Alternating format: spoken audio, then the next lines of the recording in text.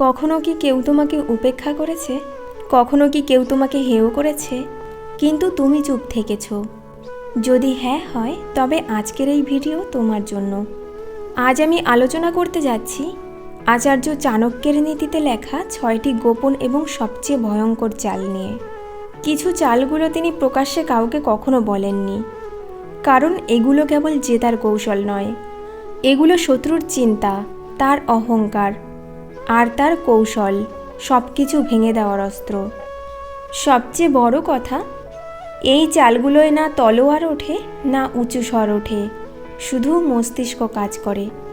আর যখন মাথা কাজ করে তখন সামনে যে থাকে সে কিছু বলতে পারে না, শুধু হতবাক হয়ে দাঁড়িয়ে থাকে। তাহলে মন দিয়ে শোনো, এই খেলা চালের খেলা, আর তোমার সময় এখন আসছে। প্রথম চাল, যা দেখা যায় তাই আসল নয়, আর যা দেখা যায় না সেটাই আসল চাল। নিজের আসল শক্তি কখনো সবার সামনে আনবেন না। তুমি কি ভাবছো, তুমি কি পারো, তোমার ভেতরে কি ক্ষমতা আছে, এসব দুনিয়াকে দেখিও না। মানুষকে বিভ্রান্তিতে রাখো, যেন তারা ভাবে তুমি সরল, সহজ, নিরীহ, কিন্তু ভেতরে তুমি আগুন। হ্যাঁ, এক ভয়ঙ্কর আগুন, কিন্তু সেই আগুনের উত্তাপ কাউকে অনুভব করতে দিও না, যতক্ষণ না সে তোমাকে পুড়িয়ে দিতে আসে। যখন কেউ তোমাকে দুর্বল মনে করবে তখন শুধু হাসবে, কারণ তুমি জানো তোমার সবচেয়ে বড় চাল তুমি চালতে যাচ্ছ। মনে রেখো, মানুষ যখন তোমাকে হালকাভাবে নেয় তখন সেটাই তোমার সবচেয়ে বড় শক্তি। কারণ যখন সময় আসবে আর তুমি তোমার আসল রূপ দেখাবে, তখন তারা শুধু অবাক হবে না, ভয়ে কেঁপে উঠবে। দ্বিতীয় চাল, সবসময় প্রস্তুত থাকো। জবাব দেওয়ার জন্য নয়, শেষ করে দেওয়ার জন্য। শত্রুকে কখনো সরাসরি জবাব দেবে না, তাকে পরিকল্পনা দাও। যখন কেউ তোমাকে কষ্ট দেয়, হেয় করে, তোমায় অপমান করে, সেই সময় চুপ থাকবে, কিছু বলবে না, কিন্তু ভেতরে ভেতরে প্রস্তুতি শুরু করো। তার ইতিহাস, তার দুর্বলতা, তার প্রতিটি চাল সব খুঁজে বের করো। নিজেকে এতটাই প্রস্তুত করো যে যখন তোমার সময় আসবে তুমি জবাব নয়, ঝড় দেবে। যেমন অর্জুন সবসময় যুদ্ধের জন্য প্রস্তুত থাকতো, তেমনি তুমিও প্রতিটি অপমান, প্রতিটি আঘাত, প্রতিটি দুঃখ সব কিছুকে জ্বালানি করো। যখন তোমার প্রস্তুতি সম্পন্ন হবে তখন মাত্র একবার আঘাত করো, এমন আঘাত যাতে সামনে থাকা মানুষ আর কখনো সামলাতে না পারে। তৃতীয় চাল, শোনো, শেখো, কারণ সবচেয়ে ভয়ঙ্কর চাল সবসময় নীরবতার ভেতরেই লুকিয়ে থাকে। যে কথা বলে সে সব ফাঁস করে দেয়, কিন্তু যে চুপ থাকে সে আসল খেলা তৈরি করে। যদি কেউ তোমার বিরুদ্ধে শত্রুতা রাখে, তার সবচেয়ে বড় দুর্বলতা হলো সে রাগে বলে ফেলবে আর তুমি শুনে নেবে।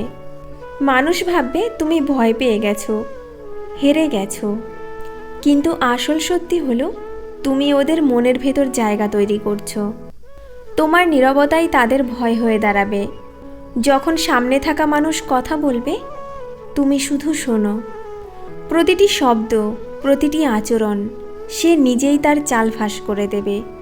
নীরব থেকেও জেতার কৌশল সেই জানে, যে আসল চাল চালতে জানে।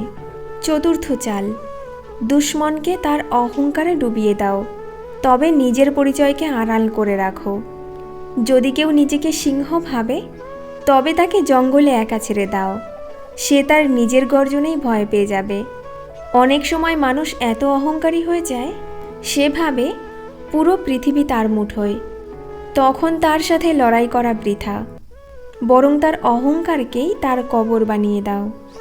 তাকে খ্যাতি দাও, তাকে উঁচুতে তুলতে থাকো, এতটাই উঁচুতে তোলো যেন যখন সে পড়ে যায় সেই আওয়াজ সবাই শুনতে পায়। শুধু সময়ের অপেক্ষা করতে হবে। আসল খেলোয়াড় আঘাত করে তখনই, যখন সামনে থাকা মানুষ নিজেকে সব জানতা মনে করে। পঞ্চম চাল, যা তুমি হার মনে করছো সেটি আসলে তোমার সবচেয়ে বড় চাল হতে পারে। পিছিয়ে আসা সবসময় হার নয়, অনেক সময় সেটাই সবচেয়ে ভয়ঙ্কর প্রতারণার চাল। ধরো কেউ তোমার সাথে প্রতারণা করলো, তোমার সম্মান ছিনিয়ে নিল, তোমার পরিশ্রম লুটে নিল। সেই সময় যদি তুমি প্রতিশোধ নাও, সবাই ভাববে তুমি রেগে আছো, সবাই ভাববে তুমি ভয় পেয়েছো। আর ঠিক এখান থেকে শুরু হয় আসল চাল।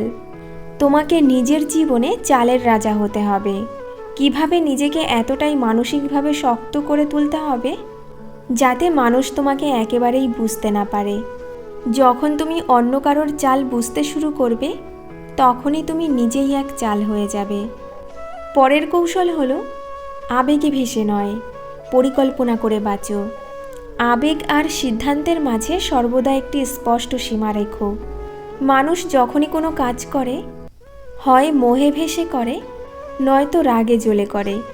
কারো সম্পর্কে যত কম জানা যায় ততই ভালো, কারণ মানুষ কল্পনায় অথবা দূর থেকেই সুন্দর, কাছে এলেই আকর্ষণ কমে যায়।